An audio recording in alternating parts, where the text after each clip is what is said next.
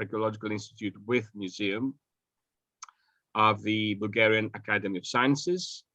And then following his presentation, we will proceed with a discussion. So keep your questions and comments for following Dr.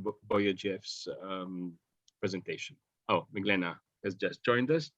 So okay. Dr. Boyadziev, thank you very much for doing this for us. Thank you, and you're welcome. It's a pleasure for me, and it's nice to see you although offline. And yes, maybe I should start with this, that in fact, it's quite unusual way of presenting an exhibition for me. I'm much more used to like waving around my hands in the museum and showing you different stuff. And this will be really a first and unique experience at this point for me. So I was wondering how to approach it. And honestly, as you will see, it will be a bit improvised and more informal. But I think we have enough time to talk and discuss. So this allows for more informal way of talk. And I would rather call it talk than presentation. And I will try to separate it in two parts. In the first one, I will try to give you more background on the museum and the history of the museum, because probably you have already seen the virtual exhibition, the virtual tour for yourself.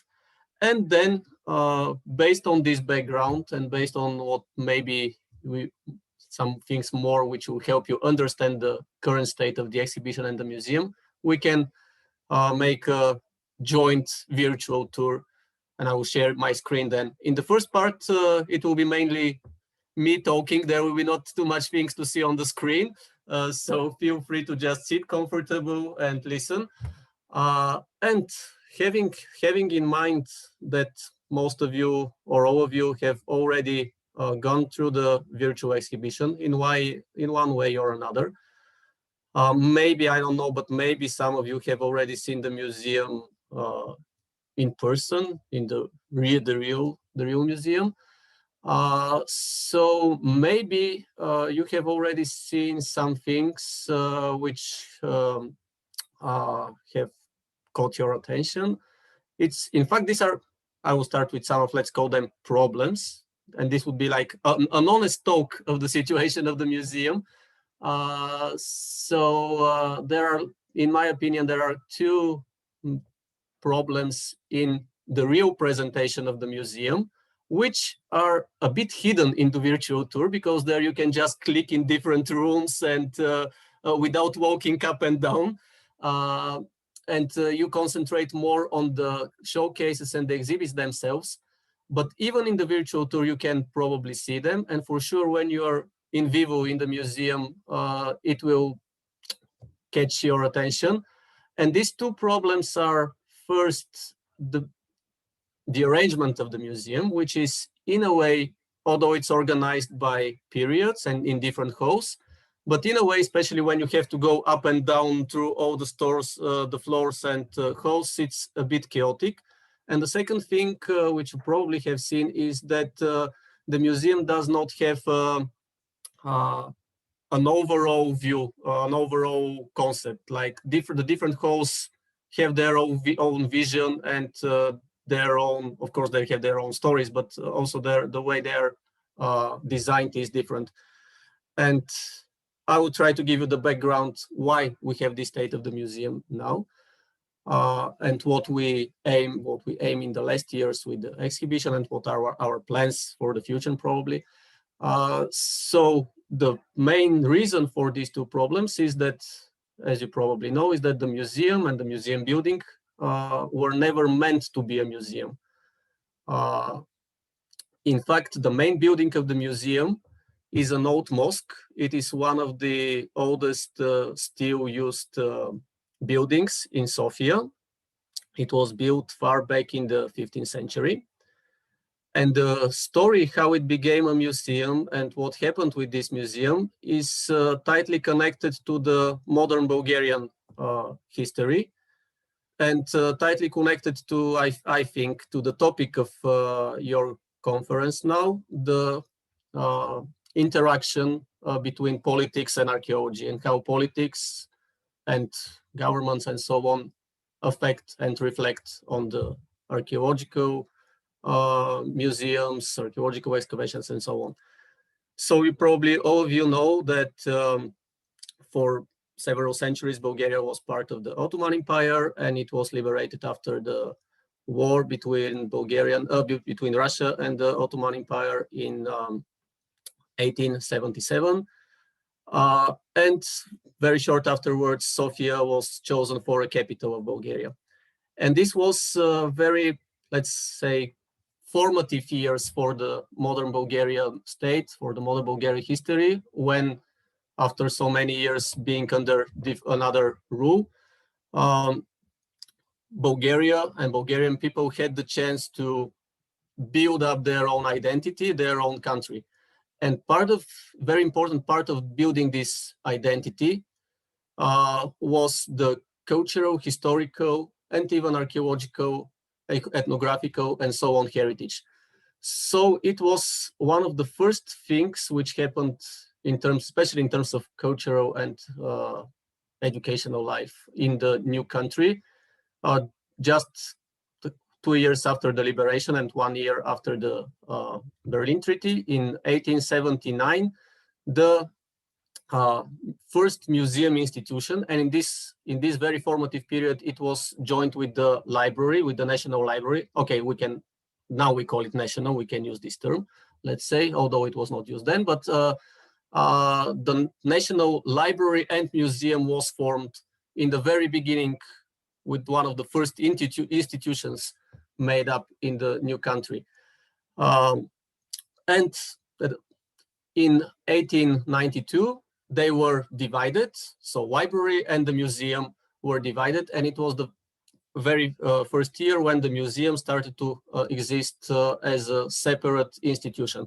But since the very beginning, since 1879, a large accumulation of cultural heritage from all over the country started to gather. A lot of people who wanted to donate, give different historical, ethnographical, archaeological things which they had in their homes or around their village and so on. A lot of things started to accumulate, and one of the main questions were where to keep them. And in this very beginning, when Sofia, after the war was starting to build up as a capital and trying to find places for different main institutions and so on, this was really a problem.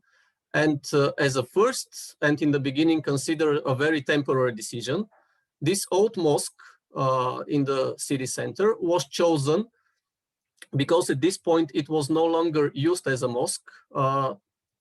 Some decades earlier, there was a big earthquake which broke the minaret of the mosque, and it was abandoned by the Muslims for several years before the war. During the war, it was used as a hospital, emergency hospital, and after the war, it was decided that this would be the temporary place where to keep all of this, including the library and all of the cultural heritage gathering from all over the country. And when in 1892 the library was separated, it became just the building of the museum. And again, it was considered something very temporary, because there were all the first directors of the museum were constantly negotiating with the government that a new building should be found because this is absolutely unsuitable both for keeping the artifacts and for exhibiting them in the future. There was not exhibition yet at this point. Different solutions were sought for. However, until the very beginning of the 20th century, in 1905, there was still not a new building, and it was decided that the first exhibition will be open and arranged in this old mosque. So the first exhibition was opened in 1905, and it was really important event, visited by the King Ferdinand himself, a lot of ministers and another important people in the country. So the museum was really something considered like something very important in building up the national identity. And in these years, the government helped a lot with some budget loans and so on for buying important cultural monuments. Also, the first excavation started, like excavations of important archaeological sites in order to reveal more about the ancient history of the Bulgarian lands and gather more monuments and artifacts for the museum. So these were really intense years in terms of gathering the collection of the museum. The first exhibition was made, but still everybody, or at least everybody in the museum, hoped that this is just temporary and a new building will be made especially for the purpose of the museum. There were some ideas how this would happen soon after the first exhibition was open. And even the main idea was that the place which is just to the east of the mosque and where now is the National Bank will be used to make a new building designed especially for the exhibition of the museum. And even the building of this building started, but this was just the year before the beginning of the Balkan Wars. So we go again into the politics here, and the Balkan War started. Then it was the First World War, and as you probably know, Bulgaria lost both of them, the Balkan Wars and then the First World War. So for a losing country after 4 years of wars, building a new museum building was not the most important thing afterwards. So this project was left for almost a decade. And then in a different political environment, in the beginning of the 30s, it was decided that this place will be given for the National Bank and not for a new museum building. So the National Bank was built there.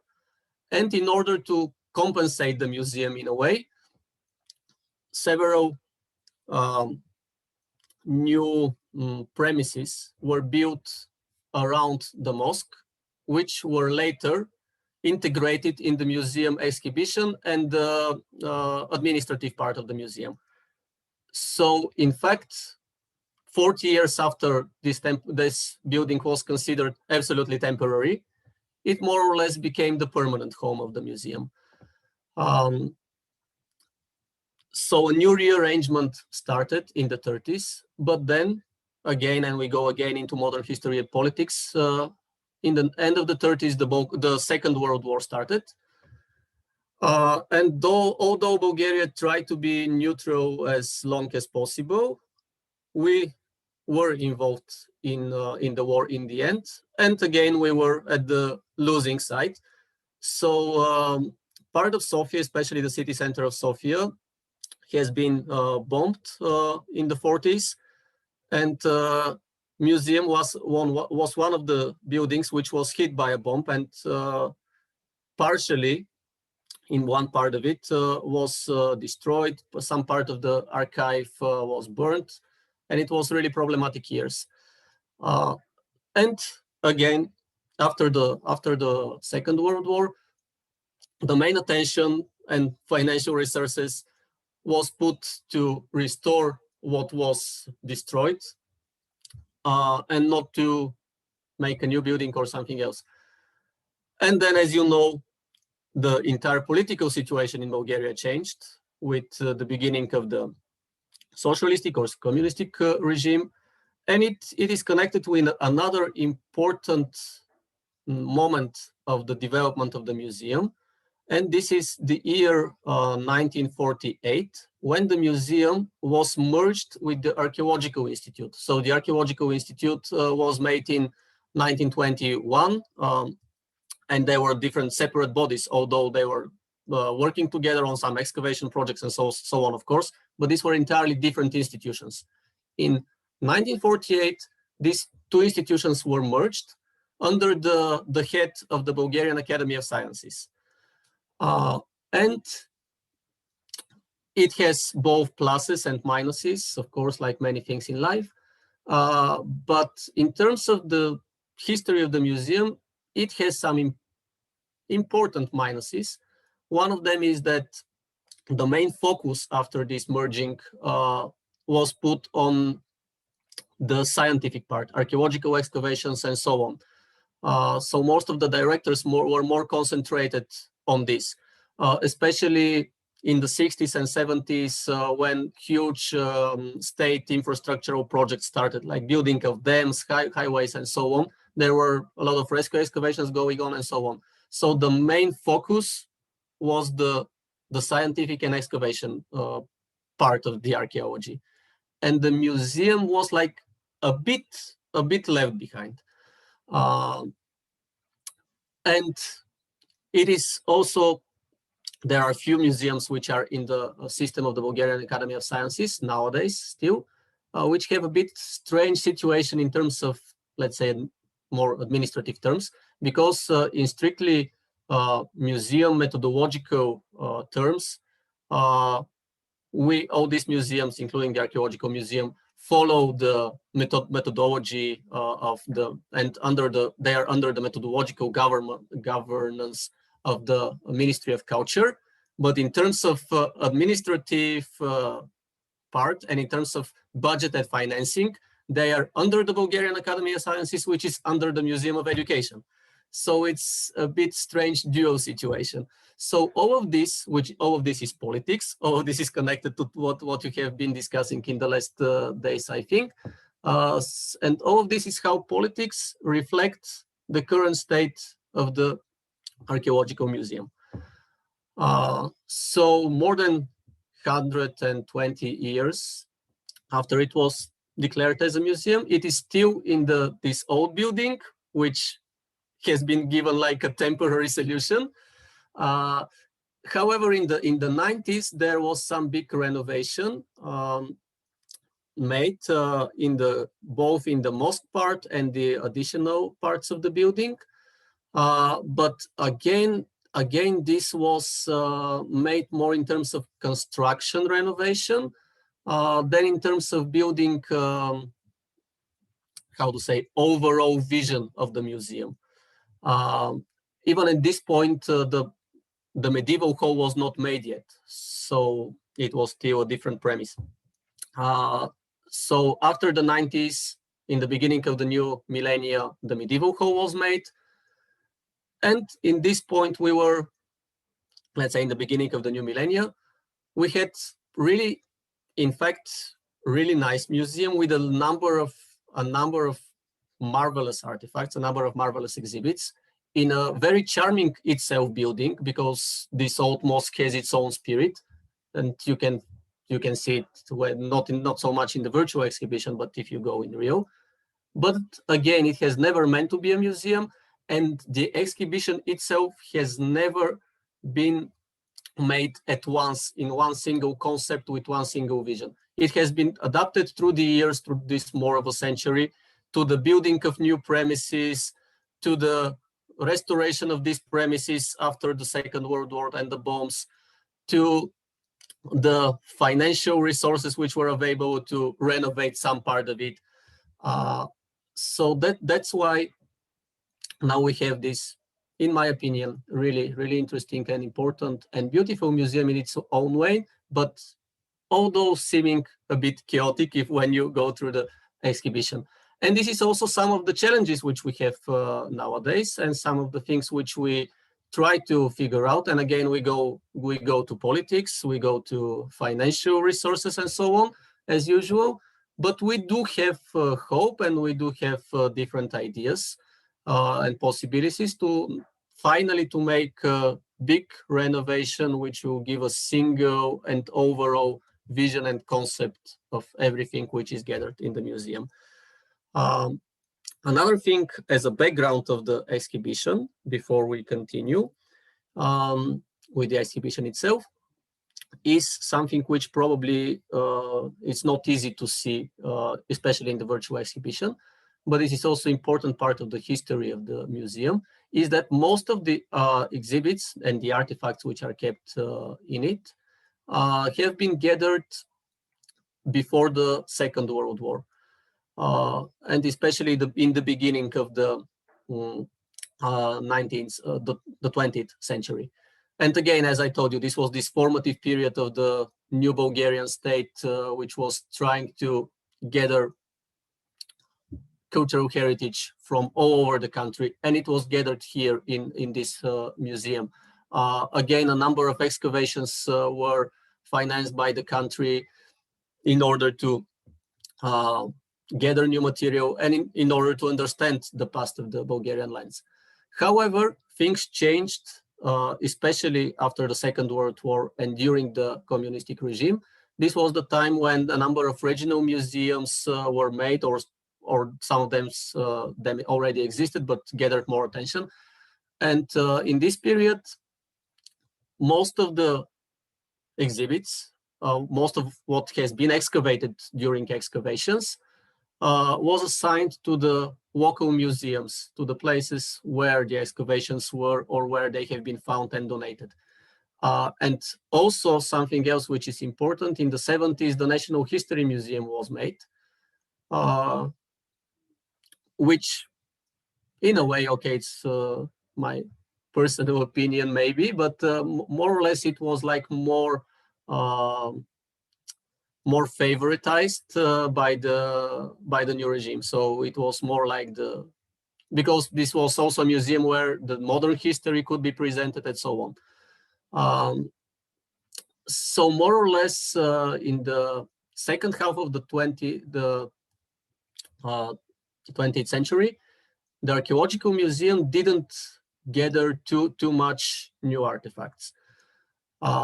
And it is nowadays, in the last few years, especially when some huge infrastructural projects are made, which are coordinated by the National Archaeological Institute with museum.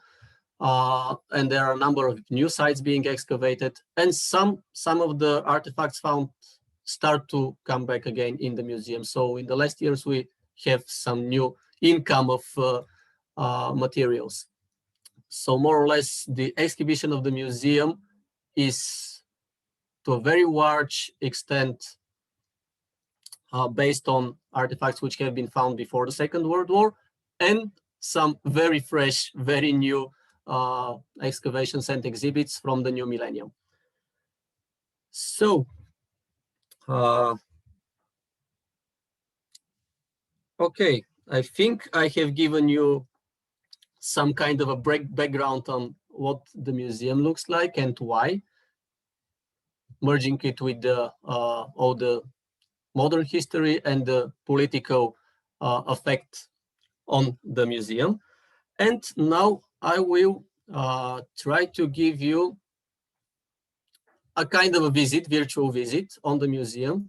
I will use the virtual tour, which you have already seen, and I will share my screen with you and try to, after all that I've told you, I'll try to explain you what is the concept of the exhibition nowadays, what are the highlights, and so on.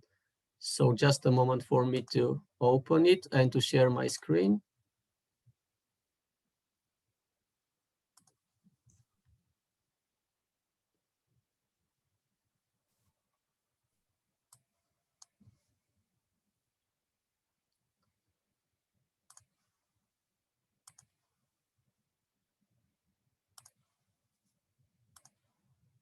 Okay, I hope now you can see my screen. Yes, yes. Okay, and we're at the entrance of the Archaeological Museum, and now we will enter inside.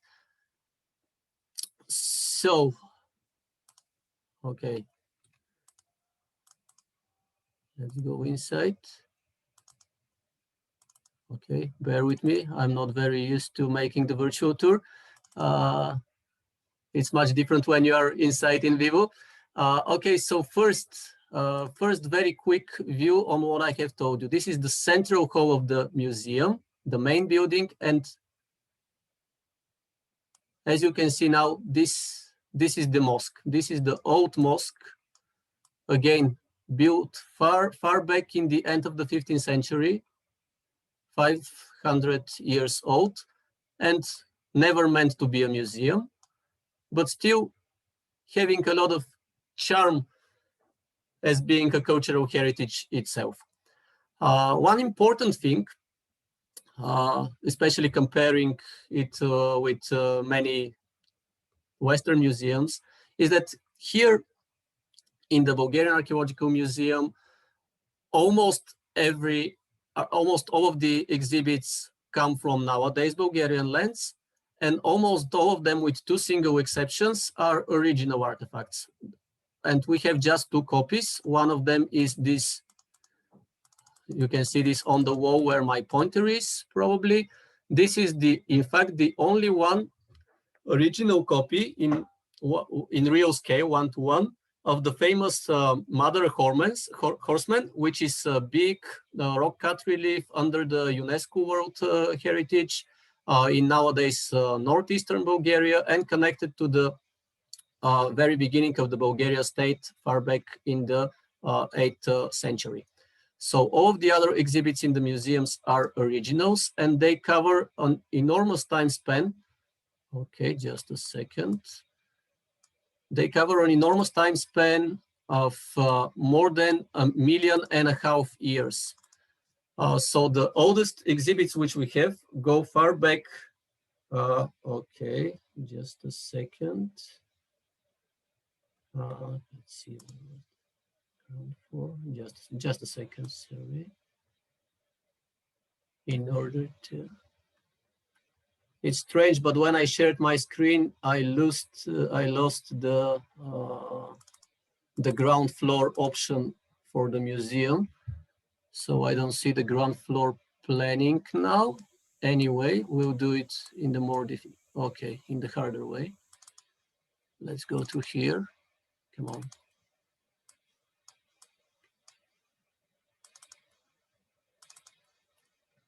Okay. Come on. Or maybe it's a problem with my internet connection. It happens slowly. I'm sorry about this. Anyway, so the conception of the exhibition starts with the Prehistory Hall, which, however, is a hall on the first and a half floor, and not something which you see from the very beginning when you enter. The Prehistory Hall is in fact the newest in terms of renovation and overall vision. It was the newest one to be renovated, and but it houses the oldest artifacts which we have in the museum. And again, the exhibition here starts more than 1.5 million years ago, with the Lower Paleolithic, and in fact, and I will show you this map here. In fact, the earliest evidence of human presence which we have in Europe, probably so far, in one very interesting cave, which is still under excavations by the Bulgarian French team, the cave of Kazarnik in nowadays northwestern Bulgaria, where they have sure evidence of very early human settling, which more or less changed an older view that Europe was settled by Homo species, of course, through Africa, but from people coming through Africa, through Gibraltar into Western Europe. Nowadays, there is a lot of data, especially this information from Kazarnik, which rather suggest an income of the Homo species through the Asia Minor and through the Balkans. So, okay. Just a second. What happened? It threw me out. Okay, I'm sorry. Yes, probably I have some problems with the internet connection because it's okay.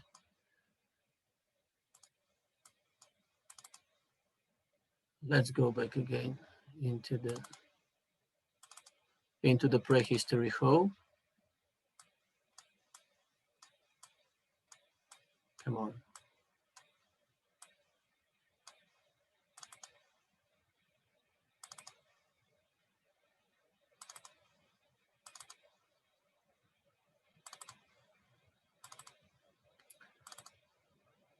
Okay, so far back in the Paleolithic, first people in Europe settled here. But then in the end of the Paleolithic, when the environment changed, as of course you know, people had to adapt. And a large part of the Balkans was depopulated in the very end of the Paleolithic and the Mesolithic. However, it was also the first part of Europe to be settled by the new people migrating from the Near East with the new Neolithic economy, with the sedentary kind of life, building their permanent settlements, raising their crops and animals, making marvelous pottery, vessels, and so on. So we have very beautiful exhibition devoted to the Neolithic and Copper Age. You can see here this evidence of early agriculture with antwer sickles, typical from the early Neolithic. Really interesting collection of figurines. Most of them represent schematic female bodies and are usually interpreted to the mother goddess, which probably was the main deity of these early farming societies. And this is one of the highlights of the, we just went through it. This is one of the highlights of the, yeah, it's much more difficult to make it in the virtual way, of the Neolithic exhibition, this beautiful white painted vessel. It is a vessel shaped as anthropomorphic figuring, which was probably used in different rituals. It was found in an early Neolithic settlement in nowadays southwestern Bulgaria. Other very interesting anthropomorphic vessels from the late Neolithic, and one especially interesting find of a bull with a rider. It is this guy here. Unfortunately, the rider is not entirely preserved. Probably you can see the legs here. But this is one of the earliest representations, iconographic representation of a bull riding. And it also gives us interesting clues on the use of cattle for transport, probably in this very early period. We speak about the 6th millennium BC here. Okay. So we have really interesting artifacts from the Neolithic and this 6th millennium economy. And we have even more interesting artifacts from the Copper Age or the 5th millennium. In fact, in the Balkans and in the Bulgarian lands, through the Neolithic and through the Copper Age, the society developed gradually get to know the surrounding areas, the resources, the raw sources, and so on, adapted to it, developed trade networks, get used to the most suitable raw sources like good flint sources, good stone sources, and so on.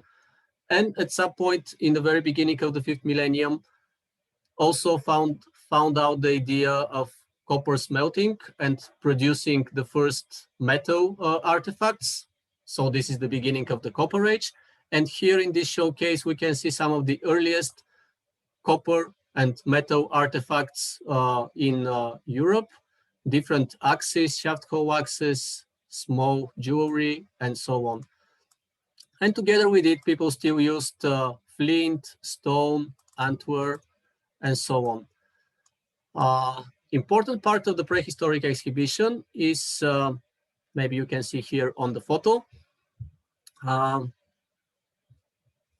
the tell site at Karanovo. In fact, these tell sites or these settlement mounds, which developed for several thousands of years in the Balkans, some of them being used and settled since the beginning of the Neolithic until the end of the Copper Age, and then again in the Bronze Age, and nowadays looks like big hills. They're very important for our understanding of prehistory, and Karanovo tell site is one of the most important in these terms. It has been constantly inhabited for 2 millennium in the 6th and 5th millennium BC, and then re-inhabited in the 3rd millennium BC in the Bronze Age. And we have several showcases which show the development of the pottery styles, here starting from the early Neolithic, continuing into the Copper Age, and here, whoop.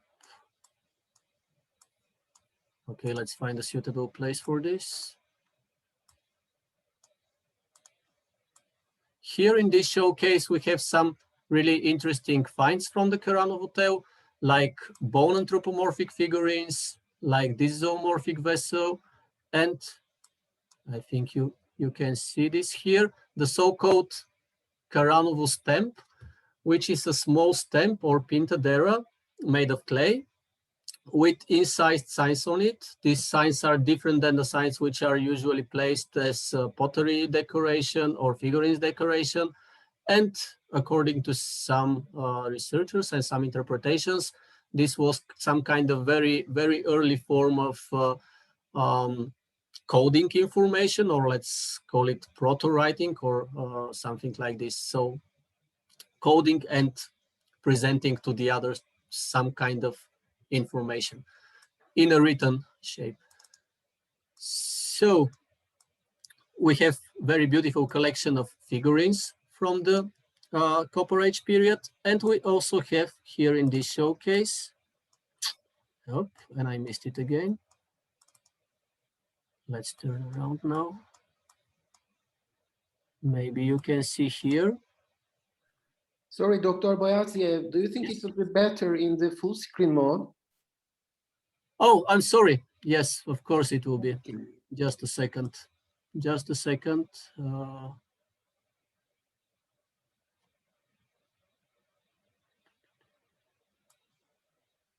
Just a second to find the.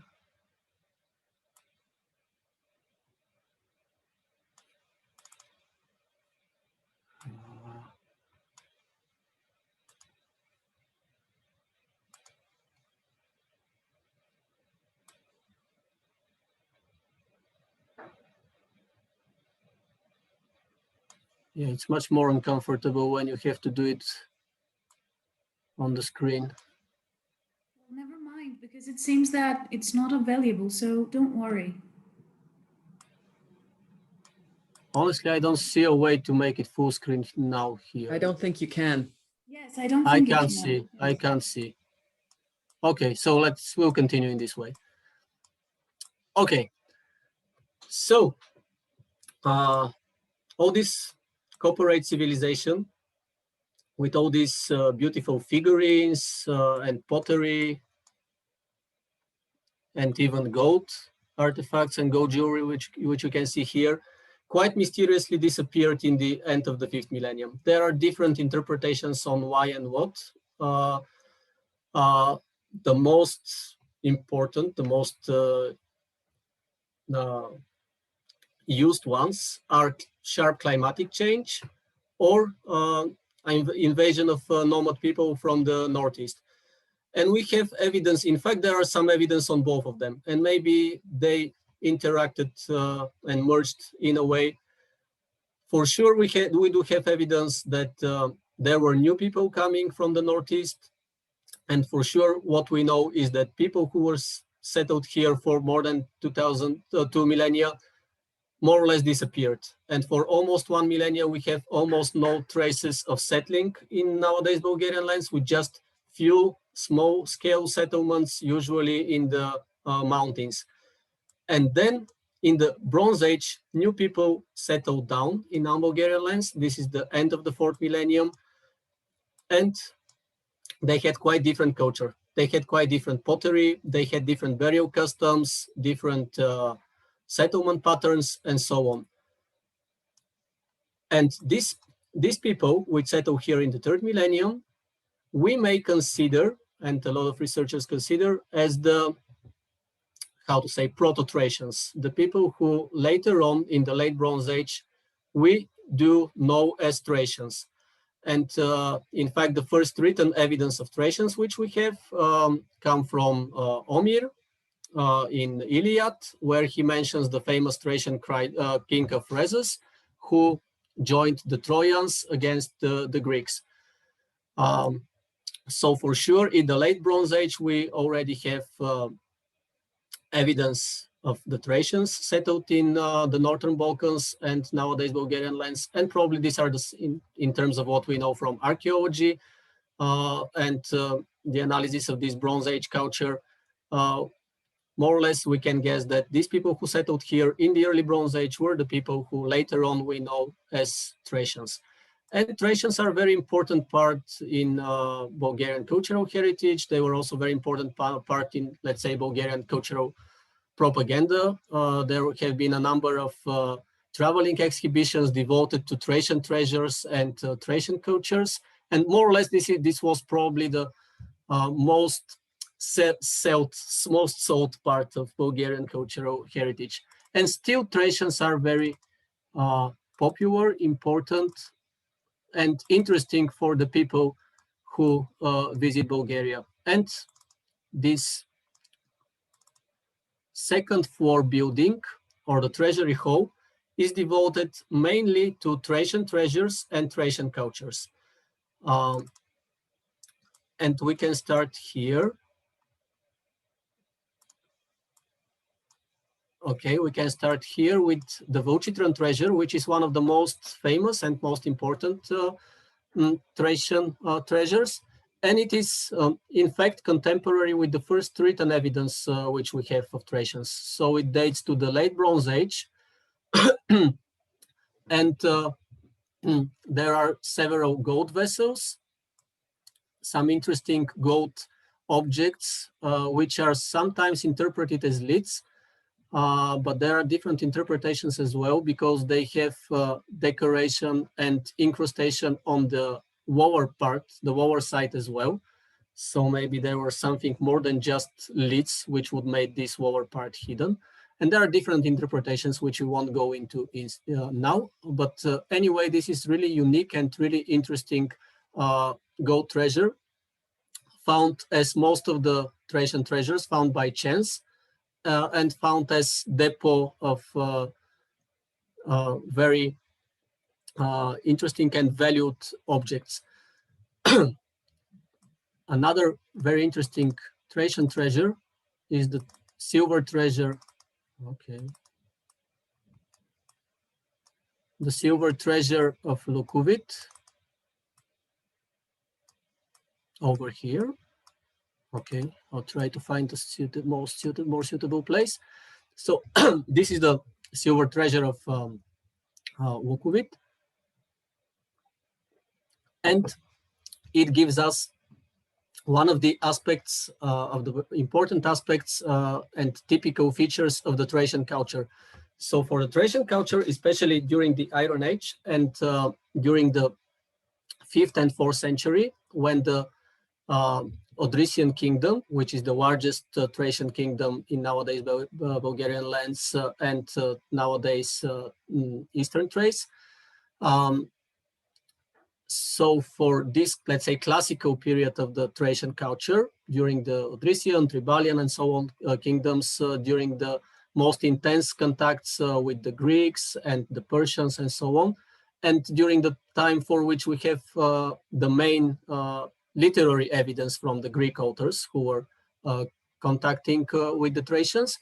So during this, let's say, classical Thracian period, the main characteristics of this society were the high power of the nobility, of the kings and the aristocracy, which were usually warriors. And they were buried in burial tombs, sometimes with monumental tomb buildings in some of them, sometimes with marvelous decoration, and sometimes with very rich jewelry, vessels, armory, and the decoration of their horses, because the Thracian aristocracy were horsemen warriors, main of all, and their horses were very important for them. They were buried together with their dead, together with the deceased, together with all the decoration of the horses, as well all the jewelry of the people buried. So here we can see this beautiful silver horse harness decorations. And here in the other showcase, we can see a golden horse harness from another treasure, together with very beautiful jewelry. This golden diadem, golden bracelets, golden appliques, and so on. And speaking about Trajan kings and their rich burials, we can now go to these 3 showcases, which gather the artifacts from one single rich grave, with this golden mask, which very much resembles the Mycenaean masks, but it is much later. So this dates to the very end of the 5th, beginning of the 4th century. And this was a rich burial of a warrior, buried with his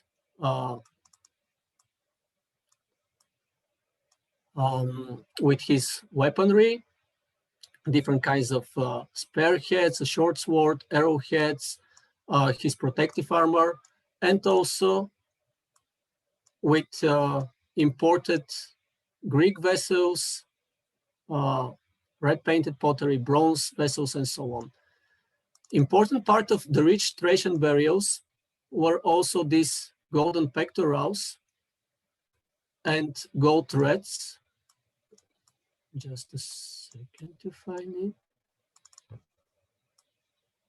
Like this gold thread, which are usually both the golden pectorals and the gold threads are usually related to the concept of Orphism and the deification of the Thracian rulers, the belief of the afterlife, and so on. These are also very typical Thracian artifacts, this silver gilded rita with the shape of animals, and one very interesting and very rare find of a sword with a well-preserved wooden handle. This is really, really rare example for our part of Europe. And it is shaped like a bird, probably an eagle. It's a really beautiful example. And again, continuing the topic of Thracian rulers, one of the most important and most emblematic finds in our museum is this bronze portrait head, which was found in the beginning of new millennium in in fact, the biggest burial mound in the so-called Valley of the Thracian Kings around the town of Kazarnik, close to the capital city of the king Celtus III, who ruled contemporary with Alexander the Great and then Lysimach. So his capital was excavated during rescue excavations of a place which now is a dam. A number of Thracian burial mounds have been excavated in this area, and this biggest mound in fact was intact, not wrapped by looters like many of the others, and it provided a number of really valuable exhibits, most of which are in the town of Kazarnik, the Waco Regional Museum. And again, we go into this separation that most of the artifacts now go into the Waco museums. But this portrait head became part of our exhibition, and it is believed, and there are a number of evidence on this, including representation on coins of this ruler, that this tomb and this portrait head belonged to Celtus III. So it is the only one portrait representation, statue portrait representation of a Thracian ruler that we have. So it is really unique exhibit and really interesting in terms of iconography and information that it gives us. So in fact, this was probably the latest really,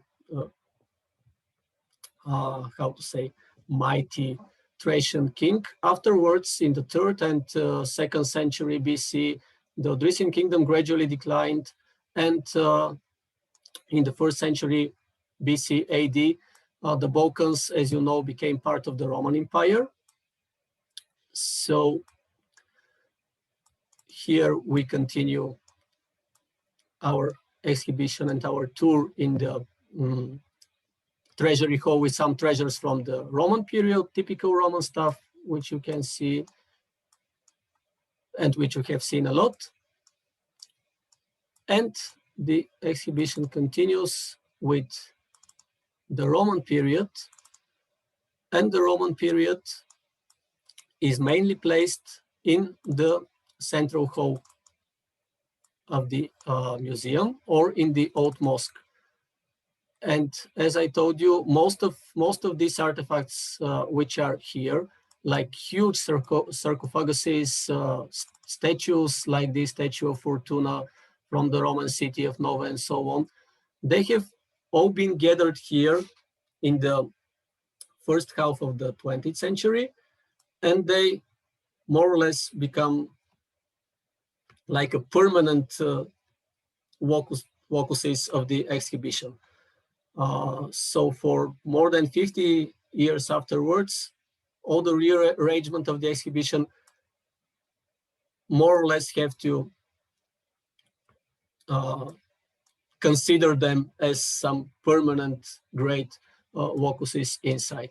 So there are really huge statues, parts of sarcophaguses like this one. Okay, and we also have some really unique other stone monuments, like this stone slab. Nope, sorry.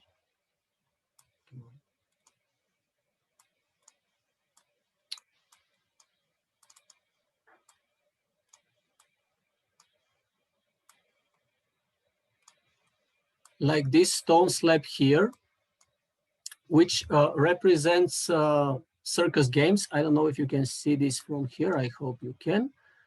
There are representation of different animals, animal fights, a gladiator fighting with a crocodile here in the center and so on.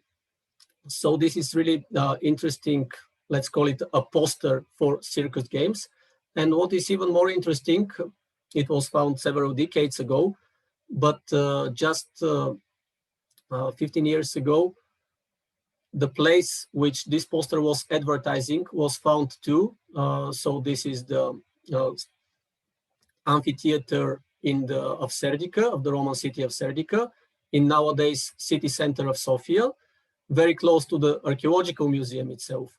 So now we know what exactly the poster promoted and where these games were held, and it's a very good connection between both of them.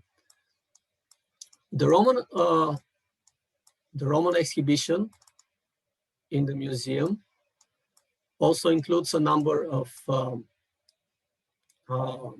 stelas, different devoting stelas and tombs, and also silver, glass, and bronze statues and jewelry. This is a bronze head of Emperor Gordian III. These are silver vessels connected to Emperor Licinius. Very beautiful bronze figurines and so on. However, I'm sure that you have all seen a lot of Roman artifacts, so I will not go too deep into it, but continue the talk with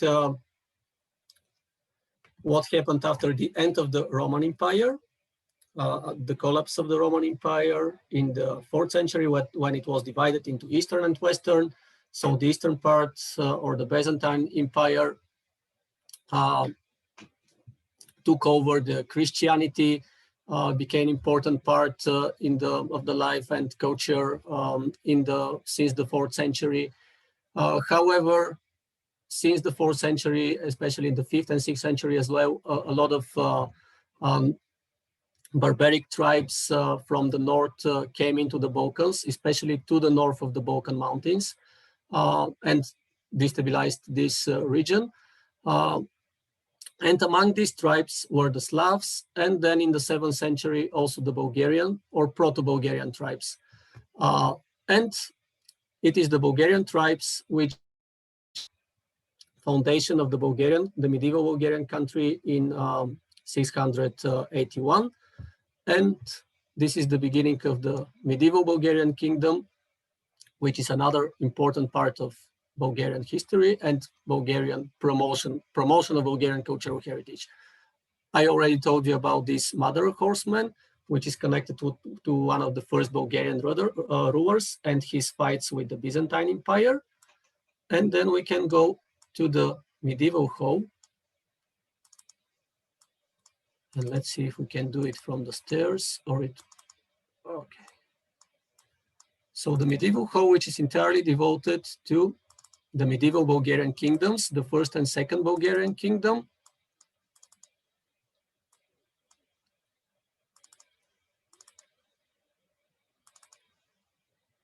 So the first Bulgarian kingdom lasted until the beginning of the 11th century, when it was temporarily conquered by the Byzantine Empire. In fact, the entire medieval history of Bulgaria is connected with constant fights with the Byzantine Empire. But then, in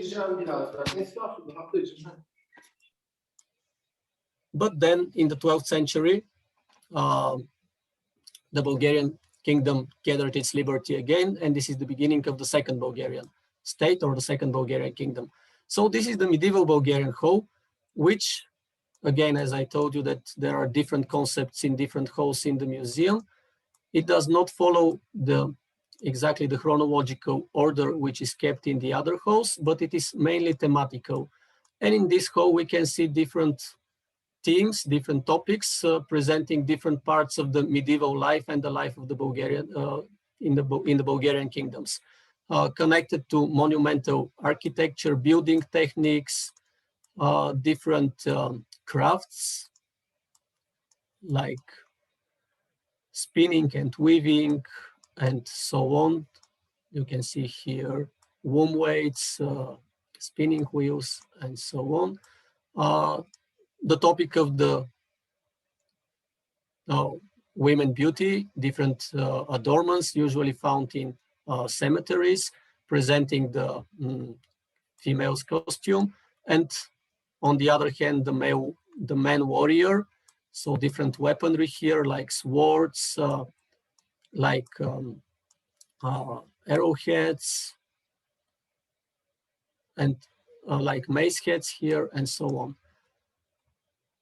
Important topic regarding the culture of Bulgarian kingdom is the adopting of Christianity and the adopting of the Slavic alphabet.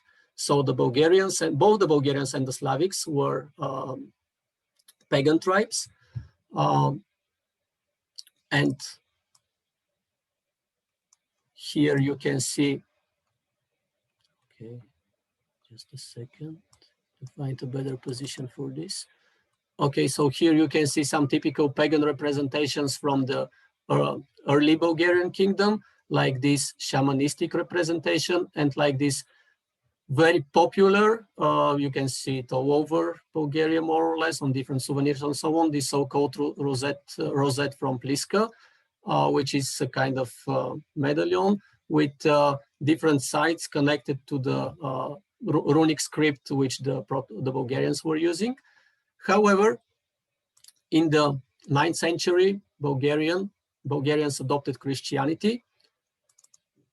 And very soon after this, more or less hand in hand with the adoption of Christianity, they adopted the Slavic alphabet, the Cyrillic alphabet, which was, in fact, here you can see the Glagolic and the Glagolic and the Cyrillic alphabet.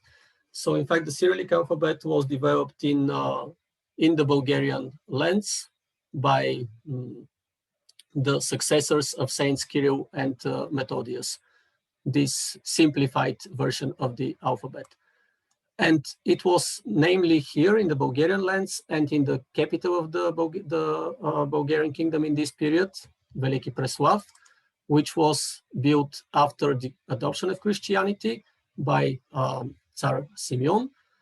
And this second Bulgarian capital was mainly devoted to this new culture, the Christian culture, and tightly connected also with the development of the the Cyrillic alphabet and the early Bulgarian literacy. And here you can see the oldest Bulgarian icon, which was found in the city of Preslav, and which shows very typical early medieval Bulgarian art, early medieval Christian Bulgarian art, this type of making icons, and not only icons, also wall decorations and so on, by clay tiles, glazed clay tiles, which, like in a kind of puzzle, make different images. So it's really unique and interesting icon, and you can see also similar kind of tile wall decorations of churches and monasteries, all found around Preslav, together with some golden jewelry and some different later icons.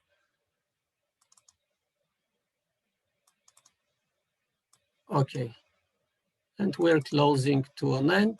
So this last showcase in the medieval hall represents the king's power, the power of the Bulgarian kings, with different stamps and coins which they were using. Some of the few preserved documents from these rulers, some incised vessels like this silver cup, and so on. So, as probably all of you know, in the end of the 14th century, Bulgaria, and in fact the entire Balkans, were conquered by the Ottoman tribes and became part of the Ottoman Empire. And although the museum itself was housed in a mosque, tightly connected to the old Ottoman rule, in the years after the liberation, the Ottoman heritage was not something which was too much, how to say, valued and considered something to show and promote. So not too many artifacts from this period were gathered in the beginning. Later on, more artifacts from the Ottoman period filled the depository of the museum.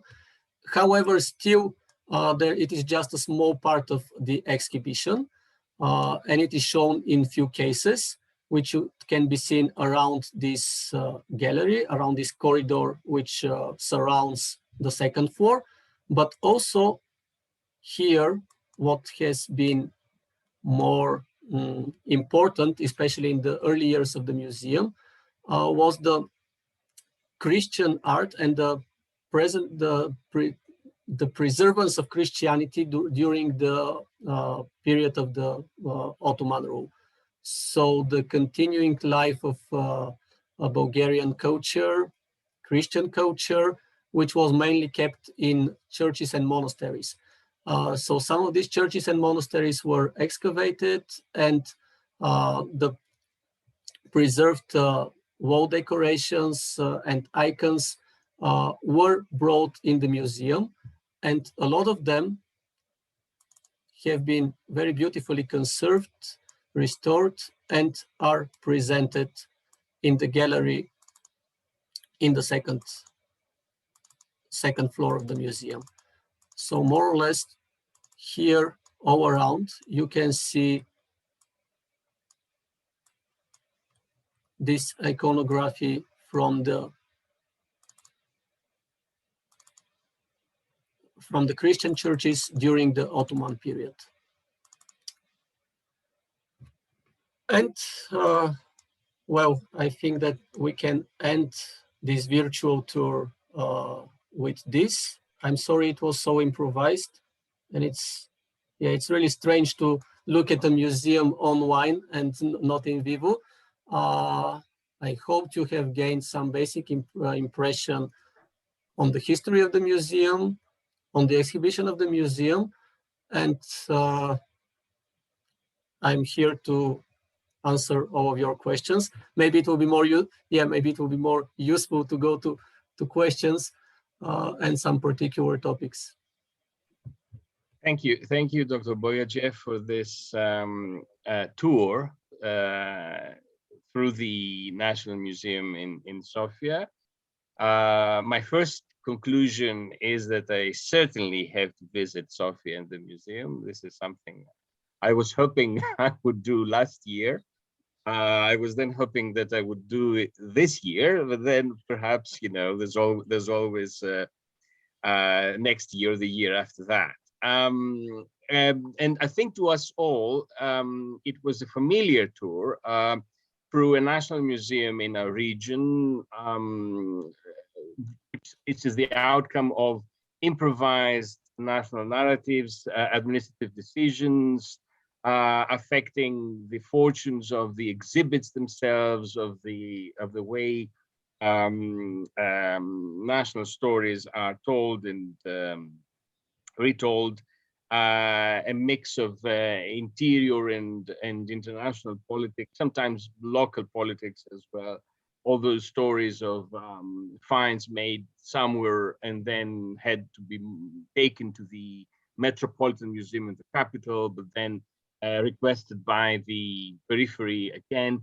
All this very, very recognizable by myself as a Greek, but I suppose by everybody else in the audience. Talking about the audience, perhaps it's time to ask them as well and ask for questions.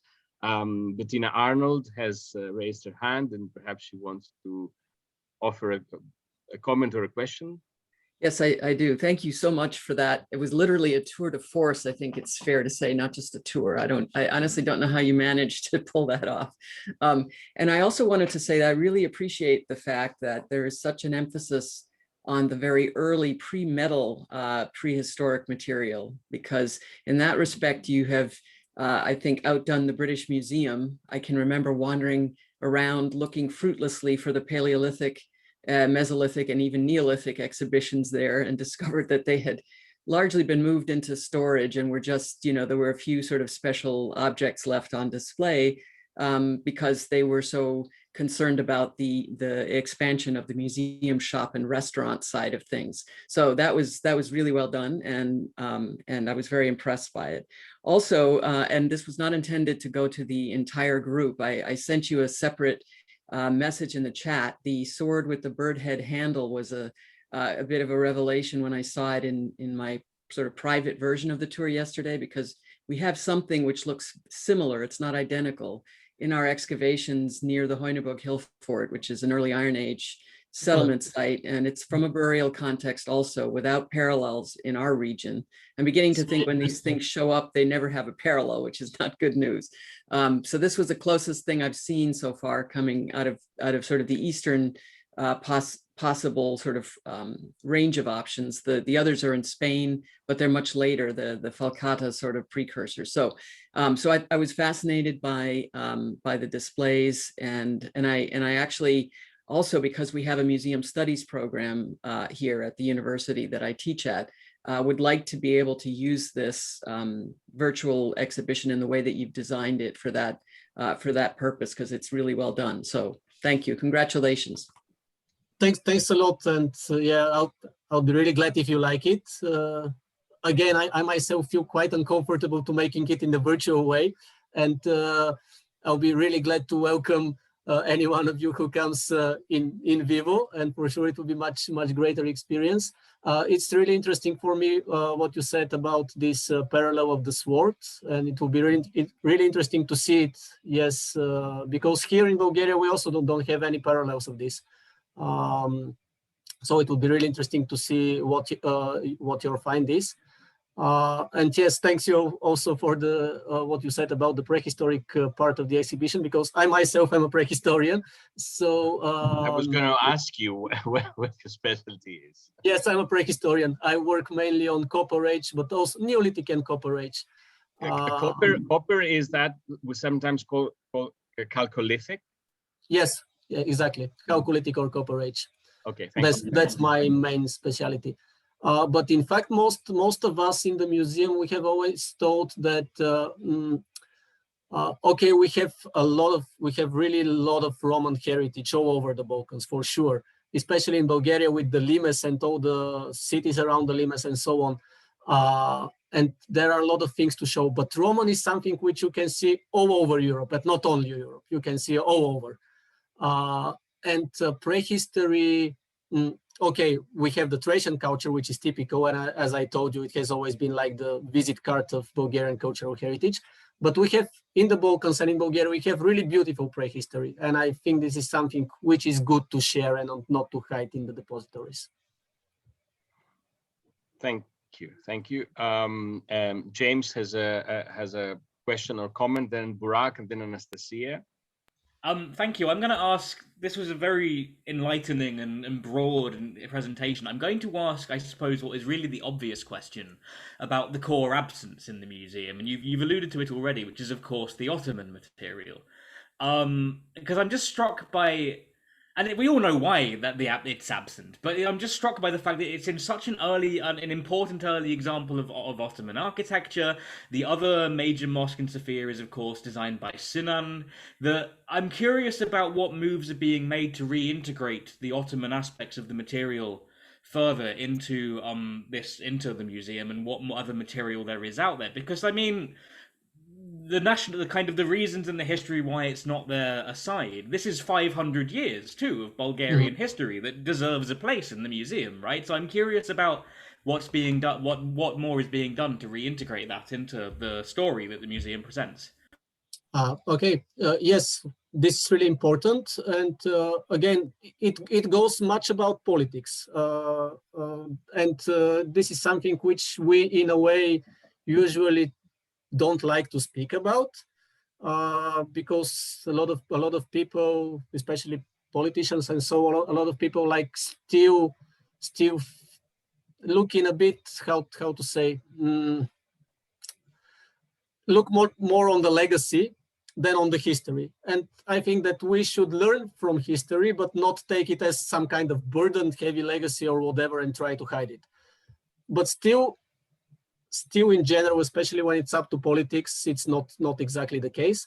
And as I try to tell you, especially in the formative period of the museum, which was just the years after the liberation, after several centuries under the Ottoman Empire, this was not something which people wanted to show and promote. Nowadays, things are starting to change, not too quickly, not too abruptly, but they're starting to change. And trying to answer to your question, we already have some showcases. It was, honestly, I was a bit tired to try to click around them and find them, because again, they're not too much, but we have like 3 cases with Ottoman stuff. And in the plan which we have for this big reconstruction, which I hope will happen in the next years, there are a few things regarded to what you asked. First, show some more of the materials we have. Again, we do not have so many Ottoman artifacts, but we do have, and we plan to expose some more of them. And the other thing is, this is something which I did not put too much stress on, but the vaults of the mosque, some of them have been quite heavily destroyed in terms of decoration, not so much in terms of construction, but in terms of decoration. But on a couple of them, there has been more preserved decoration, which, however, was covered when the exhibition was made, not to be shown. Again, we go to politics and so on. Now we plan to restore and expose at least one of these vaults in its original look with all the decoration and so on. So have some more of the original mosque and how it looked like, and show some more of this part of our cultural heritage as well. Thank you very much. Thank you. Well, always, obviously, I shouldn't be talking myself, because the National Archaeological Museum in Athens stops in Roman with Romans, and then just in one room, and the rest of it is just not there. But of course, we have a Byzantine and of course other museum and historical museum like the ones described by Kamen. If I may just stick a comment here. Your excellent presentation showed one more thing besides the grand politics. Okay, we all hate the Turks, sorry, Burak, and we all hate, I don't know, the Romans. But another thing that is always interesting in this kind of politics is that national archaeologies are always nationalist archaeology, and they never make sense. Even when you try to study, for example, metalware in the Balkans, you see same exhibits across the border in jewelry or in metal plate, and they're never considered because anyone would just study metalware or jewelry from Greece or jewelry from Bulgaria, forgetting that those terms didn't mean anything in those days, even if there were people identifying themselves as Thracians or Greeks on either side of any border.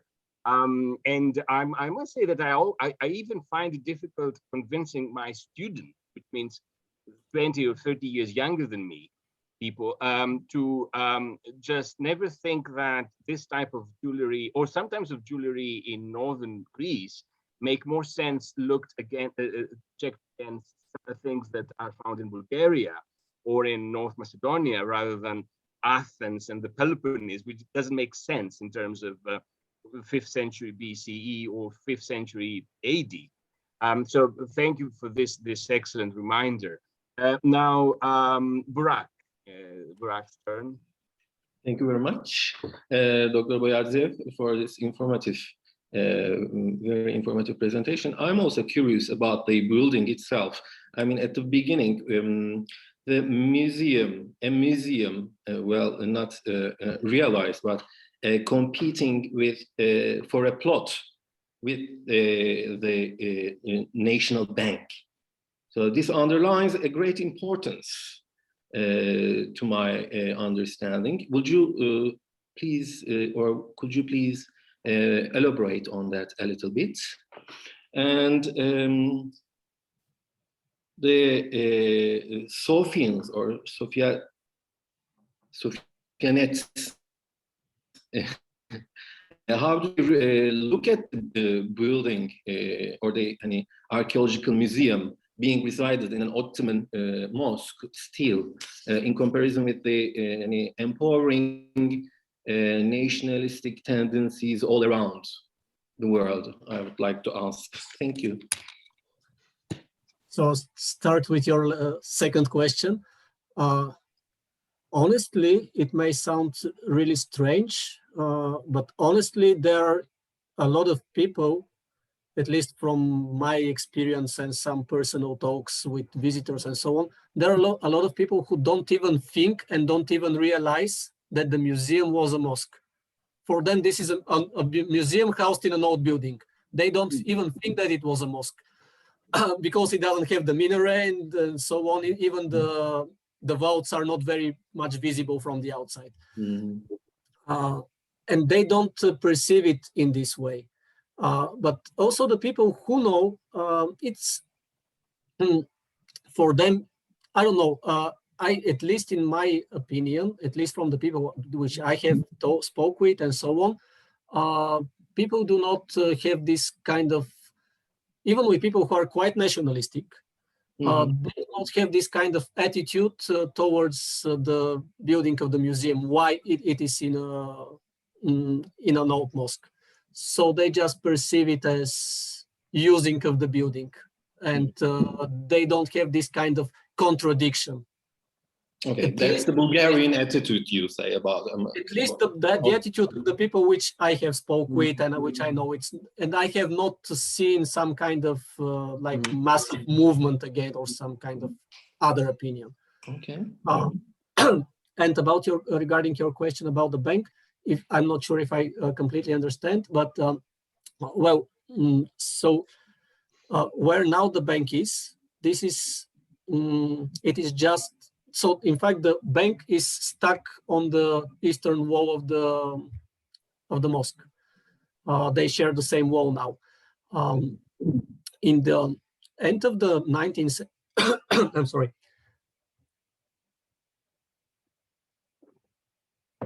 In the end of the 19th century, this was an empty space around the mosque. There was some kind of like a small courtyard, garden streets, and so on. For many years, until the 30s, it was this empty space. And through the years, I'm not even too much into the story. There are some information in the archives and so on. I've just gone through some of the information. But through the years, there have been different ideas how to use this place, because it was the very city center. It is just across the palace, the king's palace, in the really, really city center. And there have been different ideas how to use this space. And at some point, and it was just the years after the opening of the first exhibition in 1905, when also the King Ferdinand at this point, he was like very keen on this cultural heritage and so on.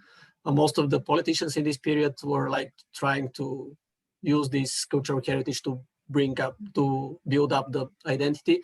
And at this point, there was the chance, and there were really like governing support to use this place in order to enlarge the building and to make a building designed just for a museum.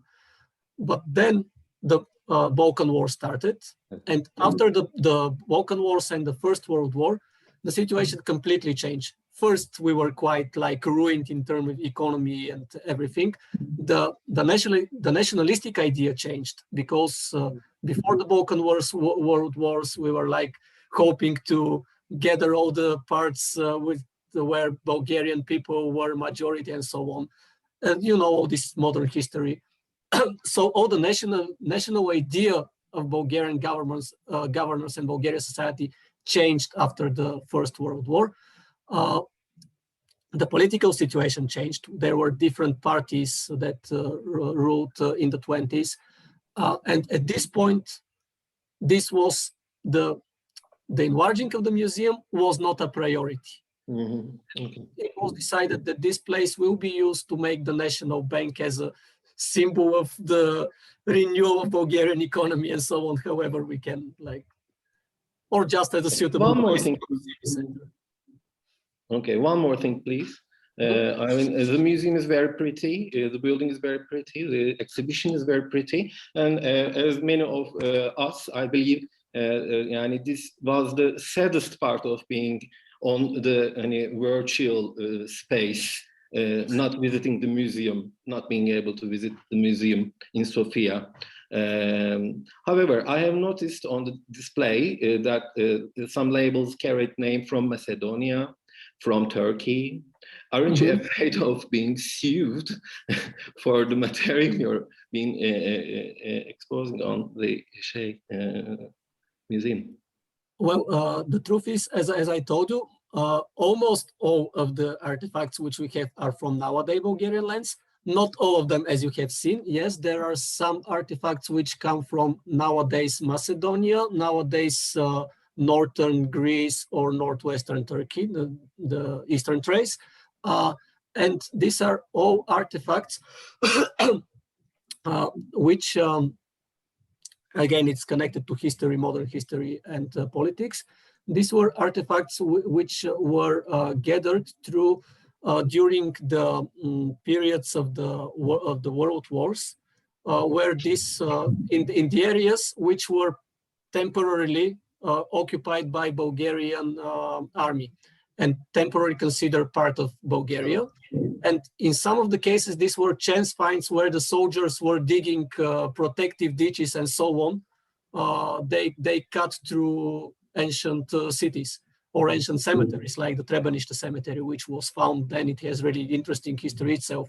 Nowadays, it's scattered between three countries, Bulgaria, Macedonia, and Serbia. But the very first time it was found was when soldiers were making protective ditches and cut one of the richest graves.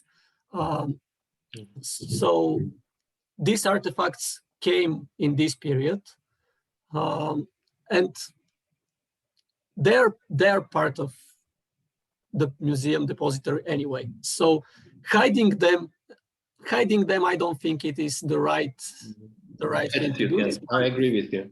Thank you very much. Thank you, Anastasia. Yes, thank you very much, Dr. Boyadziev, for this virtual tour. I just want to make a few comments because I've never done something like that before.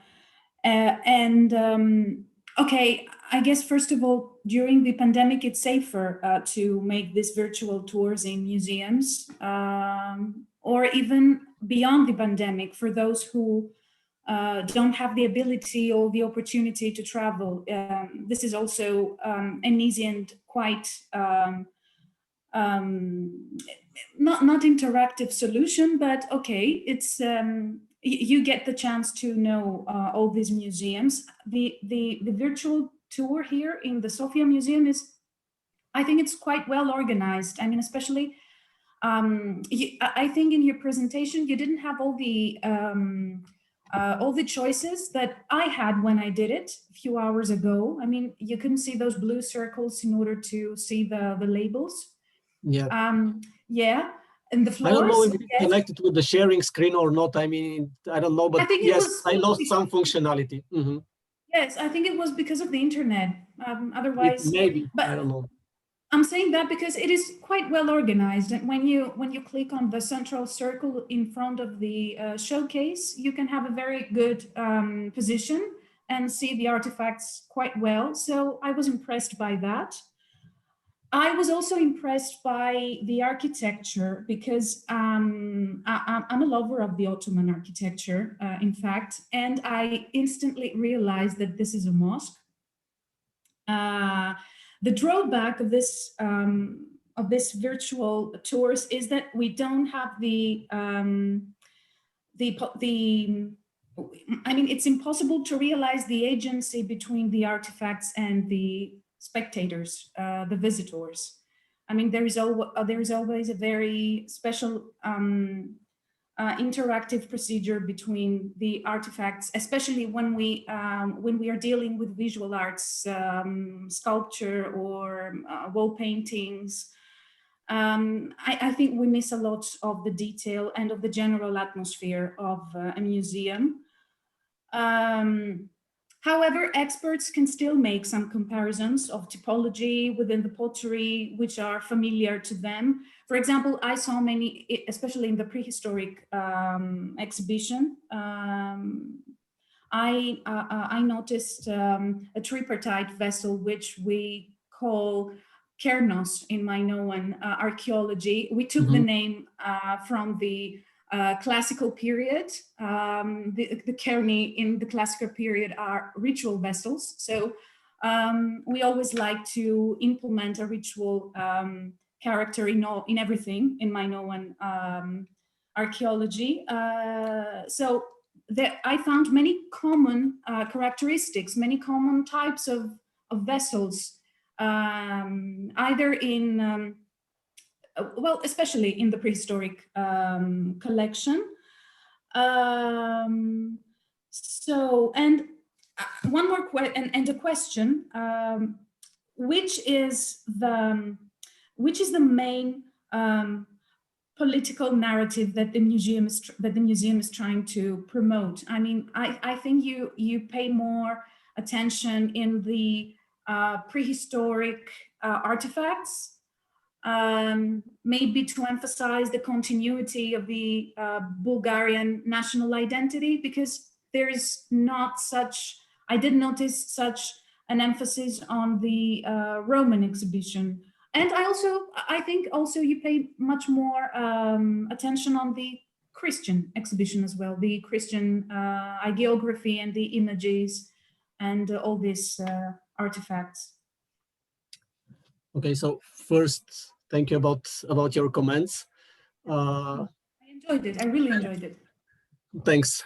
Yes, the virtual exhibition for me, so making the virtual tour for me is like quite strange. And as you said, it's really much different to what you can have as a feeling, as an impression when you're in the museum in vivo. So it's for sure much different, both for the guide and for the visitor, for sure. But still, this is a good way to connect to people and to show people the museum. And this is, for us, it is the beginning. So we are open to any comments, ideas, suggestions, critics, and so on. Trying to answer your question, well, in fact, maybe I try to answer it in the very beginning of my talk with the idea, what I try to explain, that the exhibition of the museum is not made, has never been made at once with a single idea and with a single narrative. It developed through the years, through the century, based on the space that was available, building additional premises, additional rooms, or the finances which were available, and on different, sometimes based on different, how to say, again, politics or political ideas, and especially with this really large promotion of the Thracian culture at some periods, which still continues, but also at some point in the 80s, there was a huge celebrations of 1,300 years from the beginning of the Bulgarian state. So there was a huge emphasis on medieval period at this point. So the museum is not like some kind of integral identity, but more or less like a complex of build up ideas, notions, and possibilities. But you're right that although we do have really large Roman collection, and in fact, it is in the very central place. It is in the central hall of the museum. But on the other side, yes, you're right that we more or less try to promote, and it also depends on the guide who is giving you the visit, of course, as well. Because I myself am prehistorian, not a Roman archaeologist. But yes, we're trying to give, especially in the last years, more accent on prehistory, as it is something in the Balkans in general. We have really interesting, really beautiful prehistory, and something which is not common in other parts of Europe, even not even regarding the world. So it is something which is good to be presented as show. Again, the Thracian culture is something which is like the visit card of Bulgaria since at least the 80s. So it is important part. And you're right. And again, as I told you, it also started, especially in the 80s, when these big celebrations of the anniversary of First Bulgarian Kingdom. Also the medieval period, yes, and the Christian art and so on. So you're right that, again, Thracian medieval culture are something which are usually promoted in terms of Bulgarian cultural heritage. And in our museum, we also try to give more accent on prehistory. Okay, thank you. Thank you very much. Thank you. Now let's hear from Natalia. I hope she's with us through. Yes. Can you hear me? Okay. Yes. Good morning.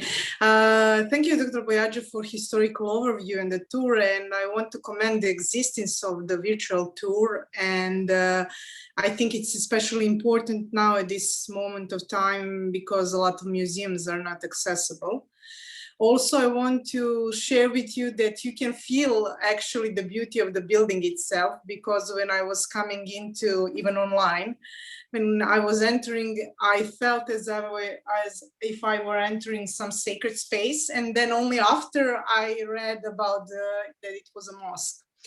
Regarding the questions, I have two questions. First one, if I understood well, currently still the Museum and Archaeological Institute are mixed under the Academy of Science, and it's cultural and there's research institution. So from the perspective of museum representations, what do you feel, what is the good side of that mixture and that specific identity, and what is less good? And the second question, also, if I understood you well, there are archaeological field excavations happening every year. And how do you deal with heavily, I suppose, and great yearly material acquisition, and whether there is some strategy of collecting and what enters the museum from that big number of new material? That's it. Okay, thank you. So with your first, okay, I'll start with your second question and then go back. So Okay. Regarding the constantly ongoing excavations, yes, there are a great number of excavations each year, and a number of them are directed by and organized by the Institute and by archaeologists who work in the Institute. But at the same time, as I told you, since the communistic period and continuing into the last years for sure, the general policy is the general way of arranging these things is that the materials from every excavations go into the Waco Museum, under who is responsible for this area, with a kind of how to say, not very clear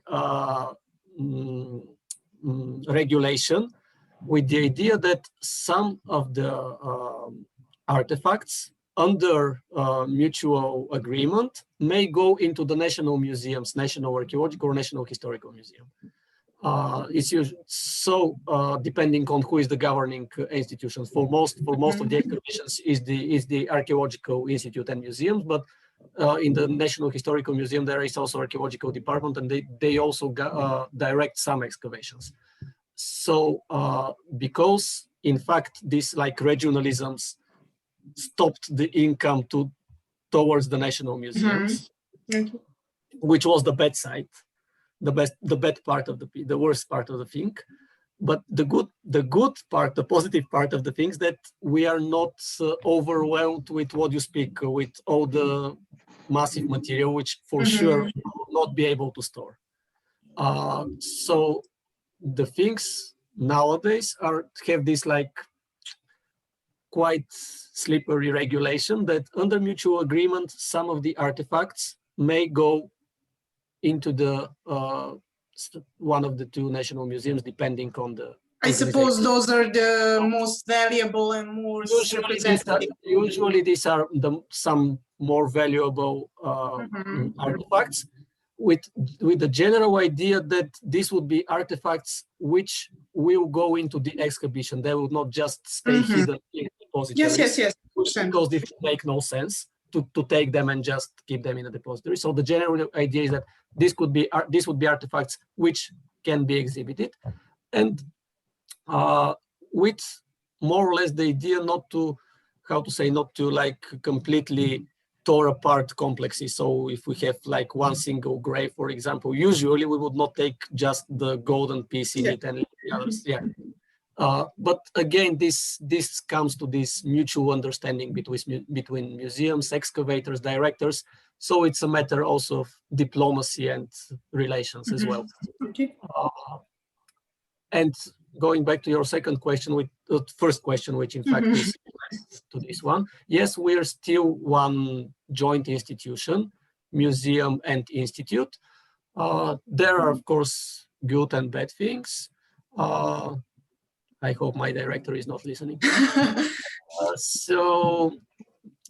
So the good thing is mainly that we are all together. So most of the people who work in the museum are also archaeologists, myself included. So we work together. We have neighboring offices with the colleagues and so on. So we are like a big archaeological community inside the institution, both the museum staff and the institute staff. So we can go together to excavations. We can also, going back to your other question, we can discuss which can go into the museum and so on. Yeah, we have very interesting situation. That's why I was at. We have hand-to-hand personal contact with what is going on out of excavations with all the people who excavate there. We ourselves, the museum staff, also go to excavations and so on. We have joint laboratory for restoration and conservation, which is officially part of the museum, but it also serves all the other archaeologists from the institute who work and so on. So it is a good. We can help each other in a lot of ways, and this is good. The bad part regarding the museum is, as I already told you, that especially in the years which are like nowadays, there are some years which are quite crowded with rescue excavations and so on and so on and so on. So it's not only the archaeologists, but it is also all the administrative part of this unit, which is very much devoted to archaeological excavations or some other work, but not the priority is not on the museum work. So you can imagine that all the administrative workers and so on, they are overwhelmed with bureaucracy and so on, connected with excavations and so on. And for example, working on more museum stuff, maybe not that much of priority, especially in some periods like this, which is usually not so good for the museum. I understand. Thank you. No, I was just asking because it's an interesting situation. An honest question, an honest view, yeah. I understand, and thank you for answering, because I was just wondering how that can enhance or influence the production of knowledge in archaeology, and maybe faster or slower writing reports, etc. So I don't want to take a time much from the others, but thank you for your answer. Just quickly, in terms of production of knowledge, it's rather better. In terms of exposing it in the museum, it sometimes is maybe it can be worse. tricky. It can be worse. It can be tricky. Yes. Yeah, thank you. Thank you. Now, since we have exceeded our time, I propose to do this. We have a question from Paulina and one from Alec. Perhaps Paulina can go first with a quick question, comment, and then Alec can have a question, comment, and a closing statement, whatever he prefers or whatever he wants to do, and then that would be it. Do you agree, Alec, with that?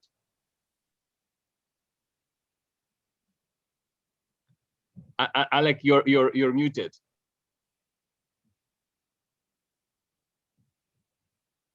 Sorry, Professor, but I have a question. But because okay. I'm on the phone, I put only on the view the other hand, because I don't know. I thought you were waving goodbye. I thought you were leaving us. No, I tried to say that I have a question. I'm sorry. Okay. Yes. Okay. Countryside. Yeah. And I'm on the phone, and I don't know how to use so good Zoom on the phone. Okay. And I'm moving because I'm freezing. It's very, very cold here. Hello to everybody. I have some comments. One, especially about what Anastasia said. I want to say, for example, that in Romania, the Brukenthal Museum has his own virtual guide of the museum since 2007, I think. But this is an exception. When pandemic come, a lot of museums start to make this virtual guide of the museum, and it was something, and this is an inside information that I will give you. Apparently, a large number of Romanian museums, they had these virtual tours of the museum, but they didn't give an open access to the public, in the idea, because they were trapped in the idea that if people can see the virtual tour of the guide, they will not come to visit anymore the museum. So when the pandemic started, we still have a lot of museums that start to make this, to give open public access to see the museums. Another thing that was wrote on the chat, and I'm not able to respond, it is that it's quite problematic to speak about Romanian museums. and on short, I will say something. For example, the National History of Museum from Bucharest, it's trapped in the nationalist idea. But if you look on the other museums, not only from Transylvania, but also from Moldavia, they are more close to the community. So they switch the idea how to see a museum, how to expose, and everything else. Now, I have a question, and thank you for your wonderful presentation that unfortunately we couldn't be able to see the museum on Sofia.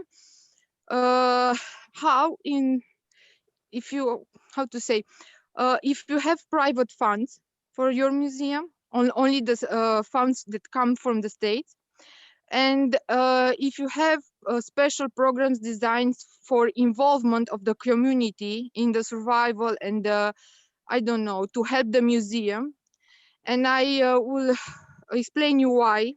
Because in the last almost 2 years, I was monitoring two museums from my city, home city, Brukenthal Museum and Astra Museum, that have different managements and different way to see all the purpose of a museum. And for example, Astra involved very much the community, the local community. And when pandemic started, well, all the museums suffer a lot. But the last year in May, it was possible for the museum to make to open. And for this moment, the local authorities put a question to the community. Should we support the opening of the museum? And the main question was for the funds, with more funds for be possible to open the museums. And they put the question especially for Astra Museum, not for Brukenthal Museum. And the answer of the community, it was 90% of them, they were agree to local authorities to support Astra Museum to be open. The opening was, I think, 1st May, and they had 4,000 people. Sorry to interrupt you, but this is too long. We have limited time. Sorry. So this why I'm telling you, do you have involved programs and supports from the private sector, not only the state's fund? Okay, thank you. So yeah, most of our money come from the state. We do not have like regular, unfortunately, we don't have like regular contacts from private sector. Usually, but it is very much depending on particular things and personal contacts, unfortunately. Unfortunately, I mean, because it's not like really regular going, but it's good that it happens, although based on personal contacts. Usually we do have private support connected with some specific events, whether this would be like some temporary exhibition or things like this, where in which cases sometimes we can like gather some companies or things like this, which can be interested in the particular topic, the particular project, and showing themselves in this way. But again, this is something limited to particular events. We do not have some kind of like general sponsors and private support, unfortunately. And regarding involvement of local community, in the last years, we try to work more with children. We try to intensify our children projects and contacts with schools and so on. Even now in the pandemic situation with some kind of online touch. And so we're now developing some ideas and projects of online touch with schools and so on.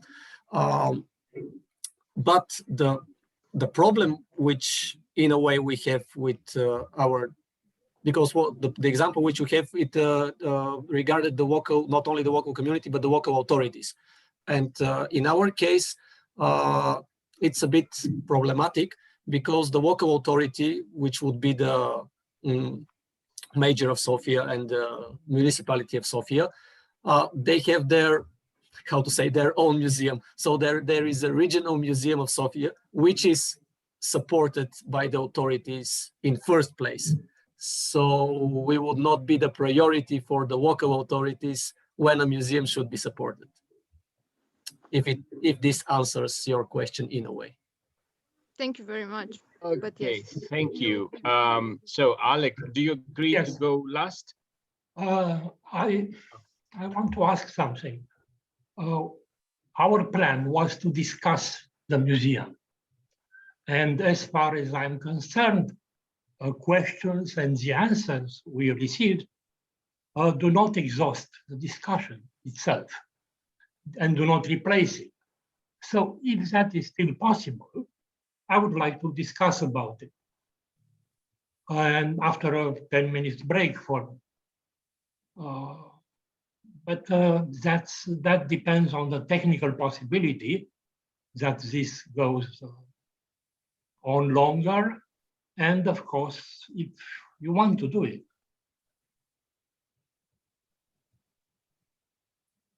As you wish. I mean, what is your opinion? On my side, it's okay. Yeah. But I don't know how the entire organization is going on, and so it's the technical problems and the time limitations, because we have all thought about this, that it will end by this time. Yes. But I don't know. So please express your opinions, and if the technical possibilities are there, of course, can we continue the discussion or not? Well, personally, I'm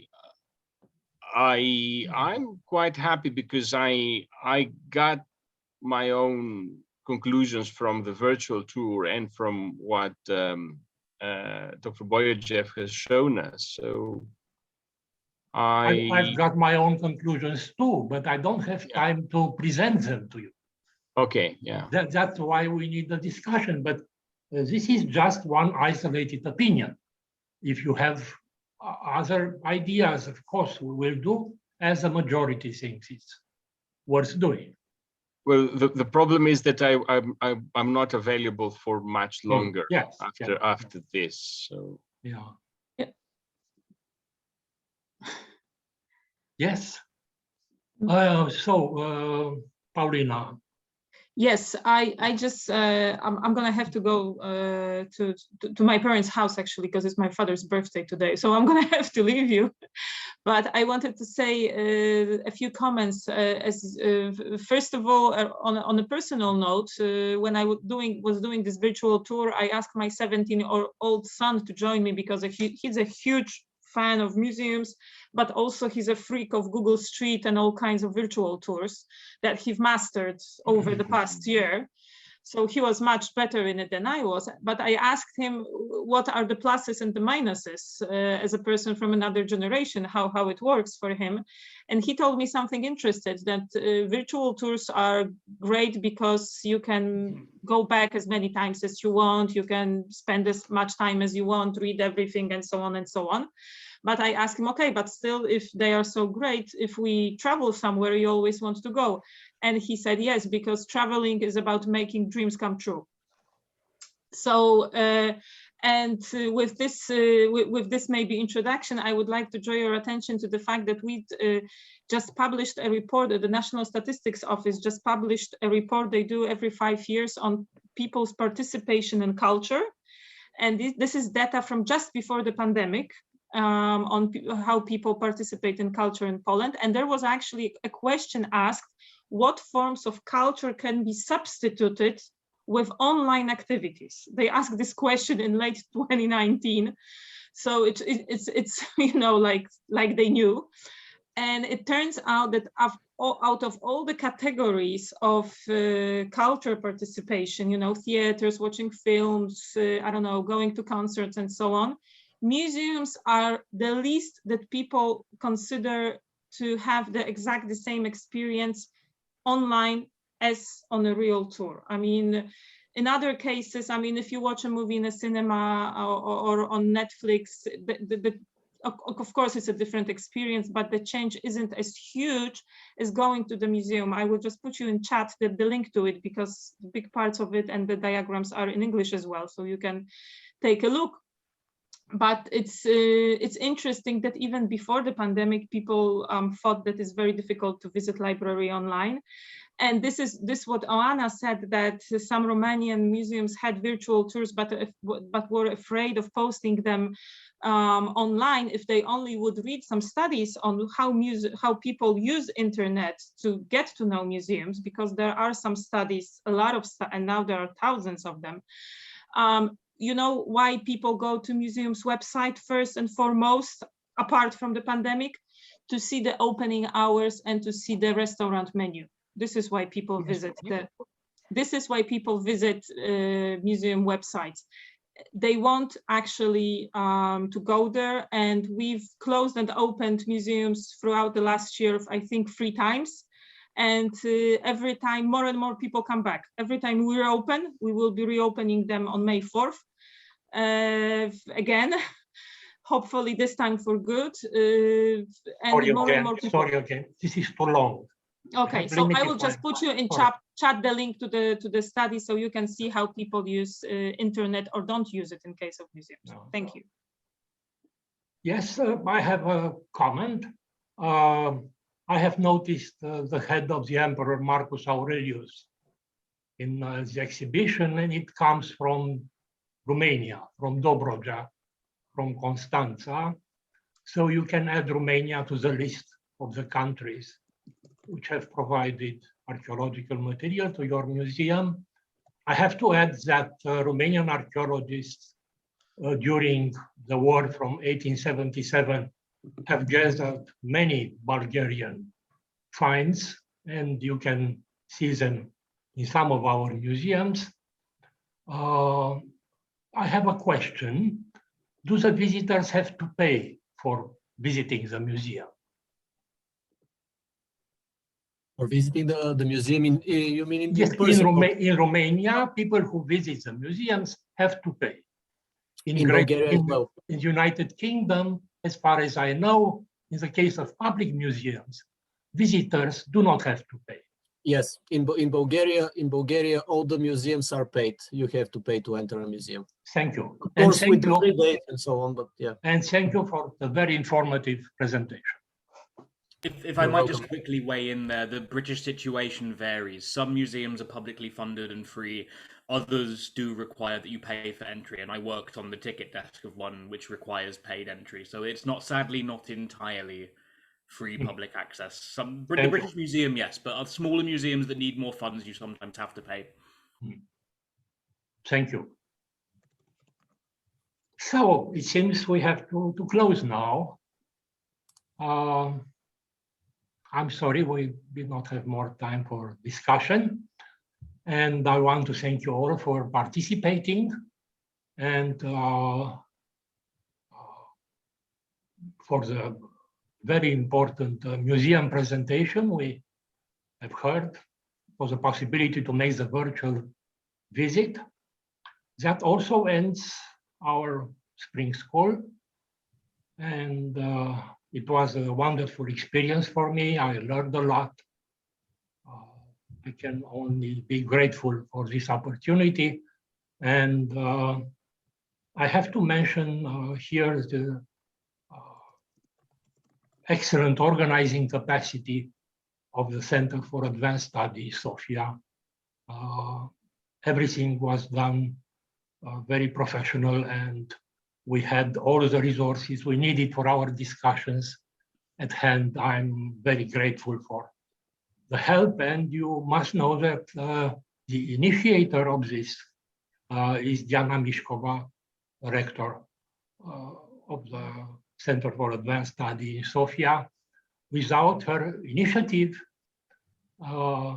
this would not have been in place, and it would have been a pity because many good things happened during these days. I'm very grateful. Thank you, Alec, for the warm words. Thank you all for participating in such a committed and intelligent and insightful way to these discussions.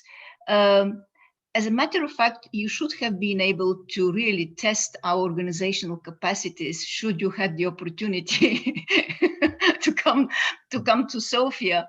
And we still look forward to finding some way of doing it. I'll be very, very pleased, I guess, also Dimitris and Alec, if you in the meantime continue to communicate among yourselves.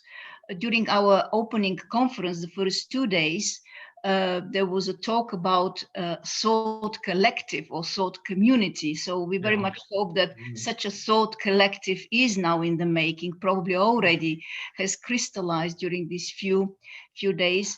I would like to give my special thanks to Bettina Arnold, who, in addition to her physical suffering, was so, and we couldn't feel actually that she was getting up at 2 or 3 in the morning.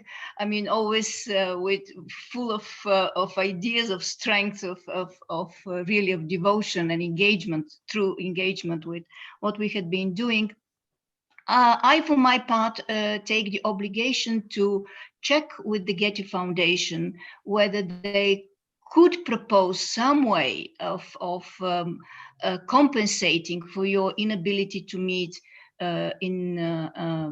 physically in vivo, as Kamen Boyadziev said. I also use the opportunity to also thank Kamen for this wonderful presentation on a Saturday, and also to the whole institute and museum. I must say that even though, and I appreciate Alex's words, actually my basic task was to make the collection to the Getty Foundation, and we are grateful for their support, of course, but the brain substance, the real conceptual part of the work was done by Alec and by Dimitris. So do not be misled that I have any participation in this. So also the responsibility for that goes to them. But anyway, we will have 2 more schools. We will do our best to keep you plugged in, to keep you in touch with what we will be doing. And thank you once again for this very encouraging beginning of this venture. Frankly speaking, we didn't quite know what we could expect, because it was an experiment. Frankly, we didn't know how that will work, etc. I could only dream what it could have been if you had the opportunity to come to actually communicate in a normal human way. Dimitris, probably you also would like to add something as a final note. Just that I'm very grateful to you all, to Milena and Theo at the center, of course, Diana and Alec, every speaker, every contributor, every moderator, and I hope I see you at some point. You know, I don't know if people know this. I've never met Alec and Diana in person so far. Perhaps we might be able to do this in the next 3 years or so. And also that what Diana said is absolutely true. We're here, our emails, our web screens are open for you all. Please be in touch. With some of you, we have been in touch already. Be in touch in case you want to ask anything, need anything, or whatever. So thank you all very, very much. As at the very end, let me just draw your attention to all of your junior scholars, that is scholars at the beginning of your academic career. Do bear in mind that the Center for Advanced Study in Sofia has a fellowship program, independent fellowship program, which means that you can apply for fellowships, in residence fellowships in Sofia for a period from 2 to 5 months. So you're very welcome to look at our calls for application. There will be for the next year, that is for 21-22, they will be uploaded in the late fall this year, from November onwards. So if you have any archaeological or other interest in the region, apart from the opportunity to give some time to think outside your daily routine and obligations, you're very welcome to apply. So thank you once again.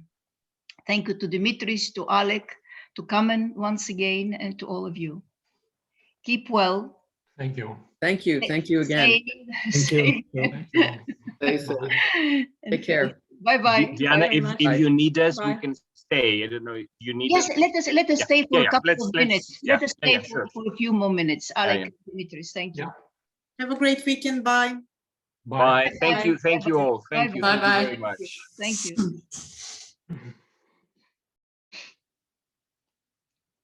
Here we are. Maybe you can switch off Zenter as well. Probably, Yes. she's away, Milena. Yes, yes. Okay. Thank you. Well, That was amazing. And